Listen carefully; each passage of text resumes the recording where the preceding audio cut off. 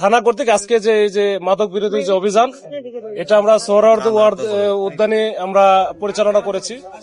এই সোহরাওয়ার্দী উদ্যানে আজকে আমাদের একটু ডাইমেনশন ছিল একটু ভিন্ন রকমের। আমাদের এখানে যেমন ঢাকা বিশ্ববিদ্যালয়ের প্রক্টোরিয়াল টিম ছিল, আমাদের এই মাদক নিয়ে যারা স্পেশালাইজড একটা ইউনিট, মাদক দ্রব্য নিয়ন্ত্রণ অধিদপ্তর, সেটা ছিল, এবং আমাদের ডিএমপির ডগ স্কোয়াড ছিল।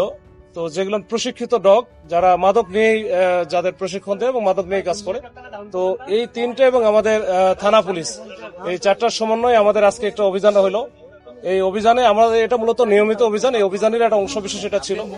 তো আমরা আজকে সোহরাওয়ার্দী উদ্যানে আমরা থরলি আমরা অভিযান পরিচালনা করেছি। আমাদের টার্গেট আসলে কয়েকটা স্তরে।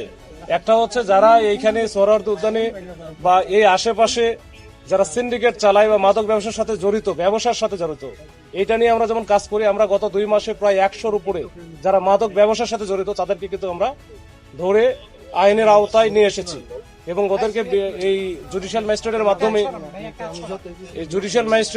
বিজ্ঞ জুডিশিয়াল ম্যাজিস্ট্রেট তাদেরকে বিভিন্ন মেয়াদে সাজা দিয়েছে।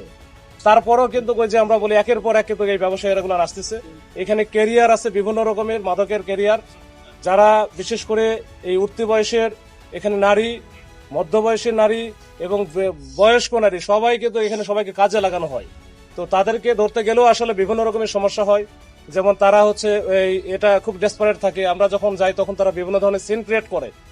তো অনেক সময় কাপড় টাপড় খুলে ফেলতে চায়, তারপরে চাকু নিয়ে নিজের বাচ্চার গলায় ধরে, এরকম বিভিন্ন রকমের সীমাবদ্ধতা আছে। তারপরে আমরা কাজ করি।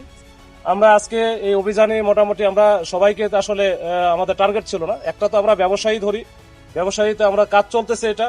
এরপরে যারা হয়তো বা মানে সেবনকারী, যারা সেবন করার জন্য এখানে আসে, এখানে কিনে এখানে সেবন করে, তাদেরকেও আমরা যে মানে এটা ধরার কারণে যেন সবাই নিরুৎসাহিত হয় এবং তারা বোঝে যে এখানে গেলে পুলিশি অ্যাকশন হয়, পুলিশ ধরে ফেলে, এখানে যাওয়া যাবে না, এটা যেন এই মাদকের অভয়ারণ্য না থাকে।